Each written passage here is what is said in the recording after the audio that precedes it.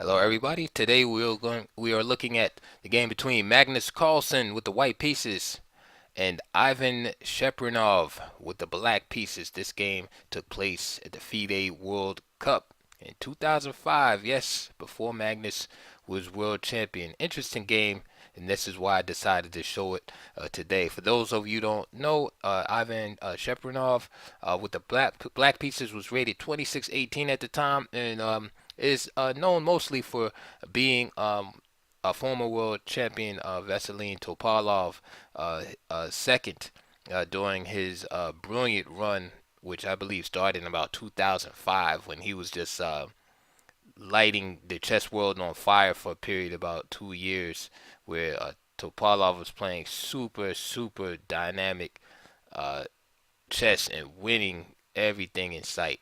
And Cheparinov was his second. And so he adopted many of the openings that Topalov would play, and here's one of them. So after d4, knight f6, Magnus plays, the relatively tame knight f3. Of course, as opposed to just the queen's gambit. Cheparinov plays c5, so offering a transposition into the Benoni here, which Magnus takes. But here, interesting move is played b5, and we have this kind of Schmid Benoni, and usually these early b5 systems can be very aggressive and lead to sharp positions. Also related is also openings such as the Blumenfeld Gambit, uh, Banco Gambit. These are like on the these could be considered cousins and distant relatives, if you will.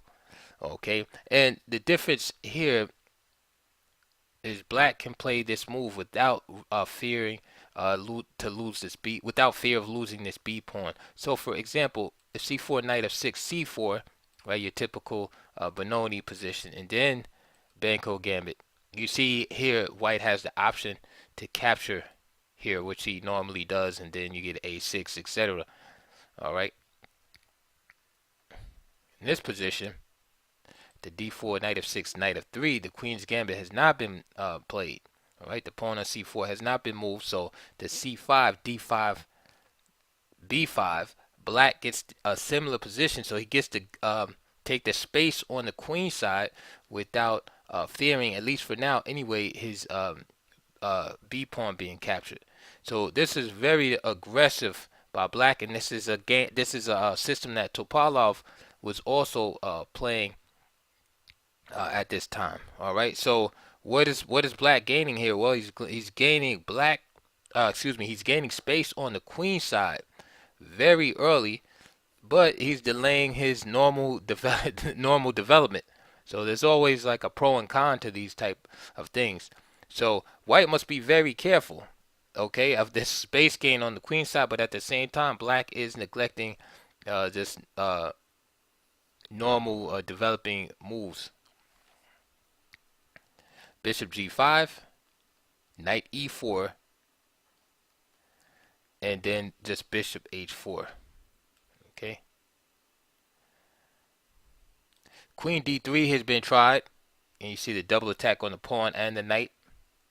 And just simply knight takes g5, knight takes g5, e6. Knight is on prise here. Queen d2, bishop e7, attacking the knight again. E takes, queen takes, and knight c6. Okay, and that's just a equal position there. All right. Another option also is just playing bishop f4. Here, Magnus Carlsen played bishop h4, bishop b7. All right, again, this is a variation Topalov has played several times. For instance, one of the games came against Vladimir Kramnik, who played queen d3 here. f5 by Topalov, knight bd2, c4, and the game became super sharp at this point. And Topalov actually won this game with the black pieces. And you can see this position looks like it's from outer space. So Magnus chose the move e3 here, g6, and now the position is starting to look, like a Benko gambit, right? Especially after c4, because I showed you, how it looks in the beginning. Um, for you newbies out there, bishop takes b5 loses the piece to queen a5 check. This is why Cheparinov can afford to play g6 here. So again, c4 leads to similar positions to the Benoni. It's looking more like a Benoni. If to keep it out of that Benoni scenario, not I'm sorry, not Benoni, Benko Gambit scenario, c3 it would be like the move you would choose. All right, if you're trying to avoid that Benko look outright, you can play c3, and the idea behind c3 is kind of like to build a fortress on this diagonal so that this bishop is kind of biting on granite here.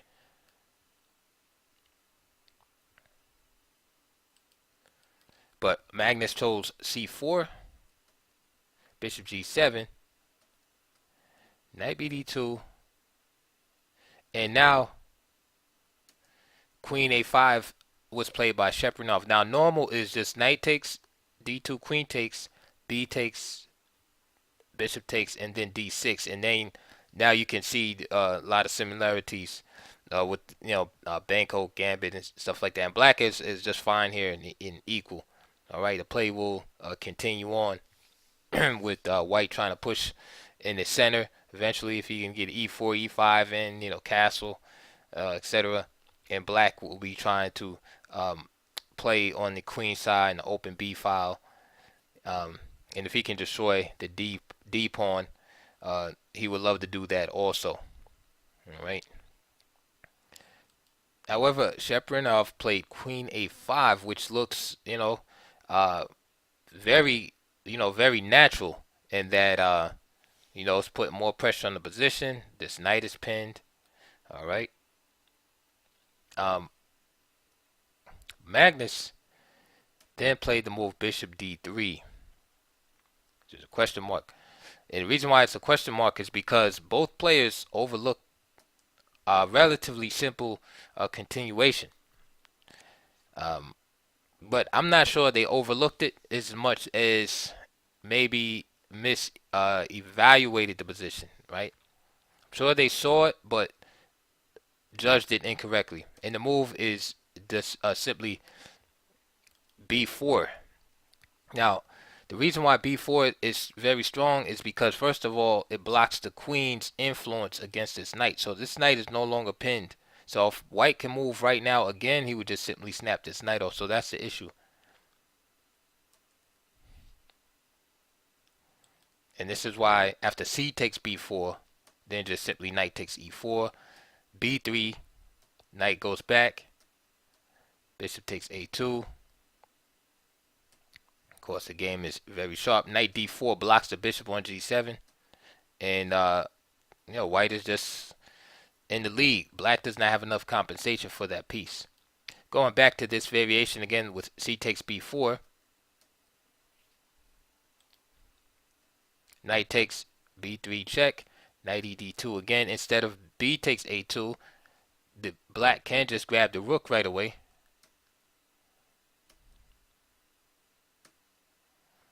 And again, this is good for white, especially having the dark square bishop without any counterpart. Uh, on black side, it's very dangerous. That means the only other alternative is queen takes b4. Okay, so now this maintains the pin and looks good so far. However, white is able to gain tremendous initiative here. Rook b1, queen c3. Right, he has to maintain this this pin so that this knight does not get captured.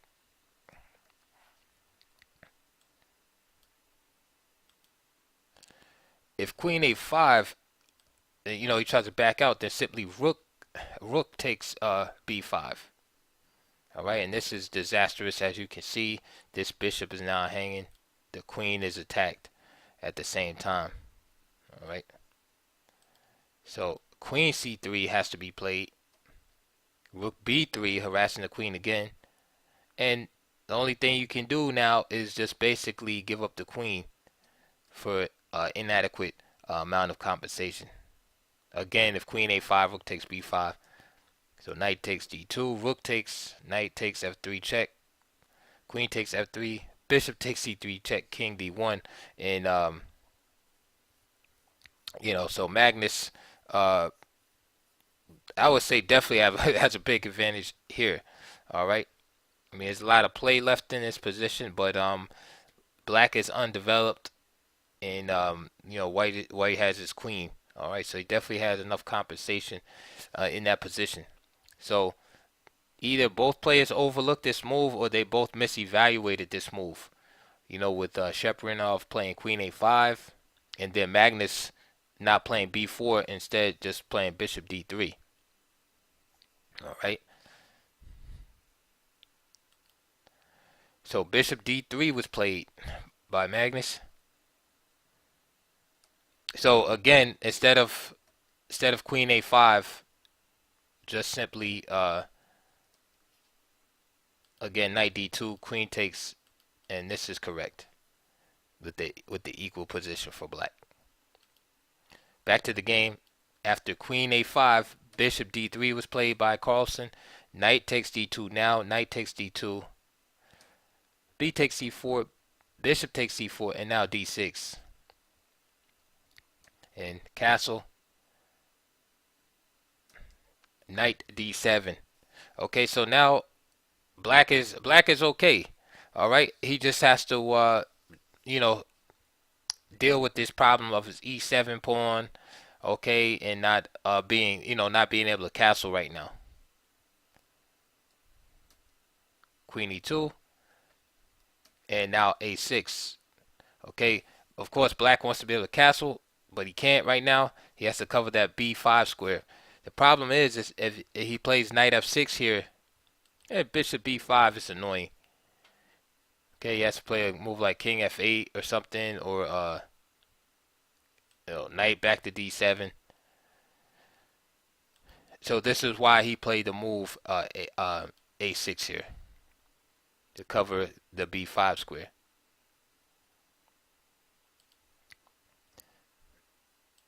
Another option is queen to c7 or even d8, which covers the e7 square also.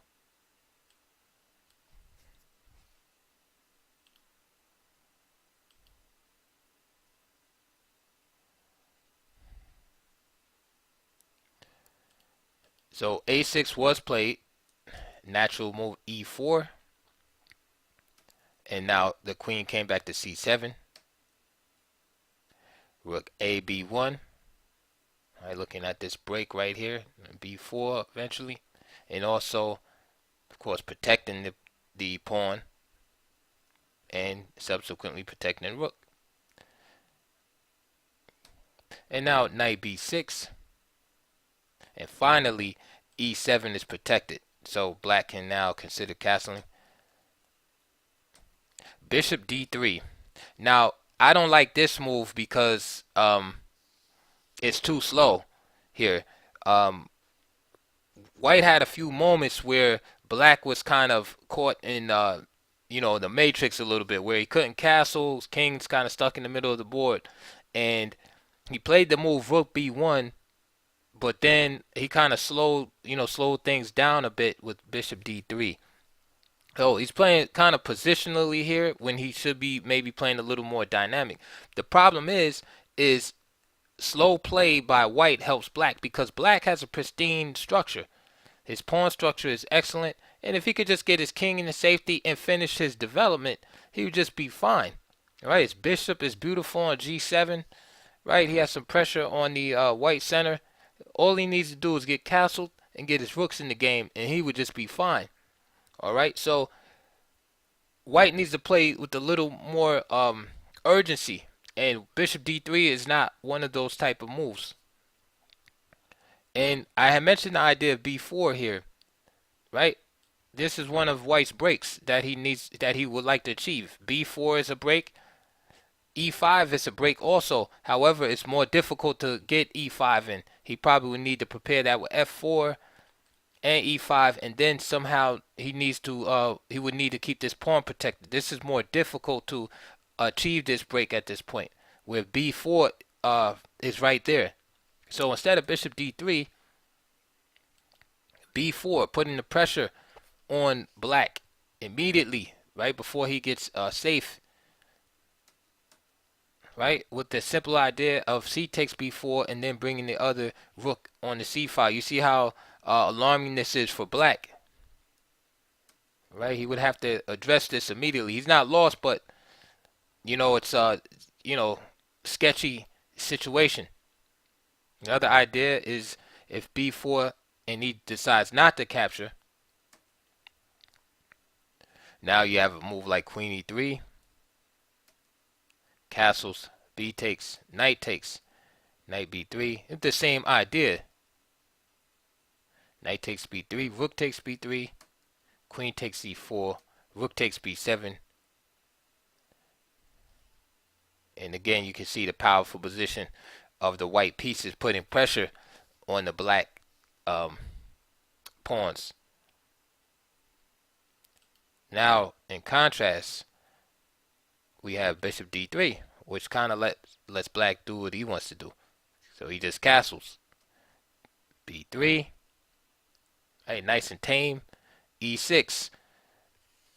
See, so white is not putting any pressure on black, so black just does what he wants to do, which is counterattack, right? What's black's major disadvantage here? It's those pawns in the center, all right? Because in the beginning, black had basically committed himself to a queenside attack by playing the move C5 and then following up with B5, right? So white is supposed to make him pay by establishing himself in the center of the board. So white has established itself in the center of the board, but now white has given some time back, so black is using this time now to break down the white center, right? And this is what black does. Notice the position of his knight and bishop on B6 and B7 respectively. Forces white to start breaking the center down. There's F4, rook A E8, rook B E1, A5, bishop to G3, bishop C6, king to H1, A4, knight F3, and you can see that Magnus is setting up for a kingside attack. All of his pieces have been shifted over on that side of the board. Queen B7,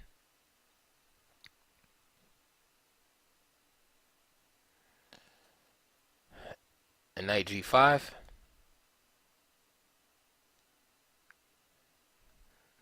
and now bishop F6, queen G4, putting pressure on this E6 pawn. Now this suggests queen E7 earlier. Notice how he played Cheparinov was on queen C7, then he played B7 and then E7. So that continuation suggests instead of playing queen B7 here, that was a mistake. He should have played queen E7 right away. Then if knight G5, then bishop F6 immediately, which now neutralizes this move, queen G4. Notice how the queen is here, and this is doubly protected here. So queen B7, we could say that was a little, like an oversight. Knight G5, bishop F6, queen G4, see, and then he has to rush back, queen E7. E5, bishop takes, F takes, rook takes, some pieces come off, rook takes, and now queen B7. So this is what Cheparinov was hoping for before, and he had to take a little detour, and now he's back to this idea.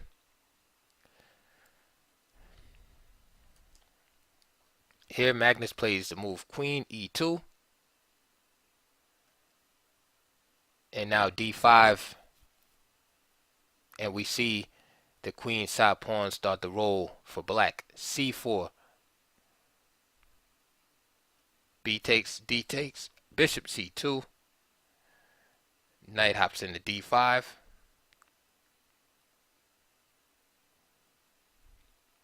King to h2. And now c3. Very strong move with a simple threat. All right. So this position is kind of like the Wild West. The pawns are scattered everywhere and look haphazardly placed, right? So um, this gives me the impression that the game is going to be decided on, dynamism, at least in this middle game right here. All right. Basically, whoever can gain the initiative in this position. So this pass pawn is very dangerous on the c file for black, and his pieces are a little bit better placed. Although white has the two bishops, this dark square bishop is not optimally placed at this point. All right, and neither is this bishop doing too much. Right, it's blockading the c pawn, um, but black's pieces are much better. We could say the white rook is better than his counterpart, but all of black's other pieces are a little bit better. Queen f2 by Magnus. Queen e7. And then Carlsen plays queen d4.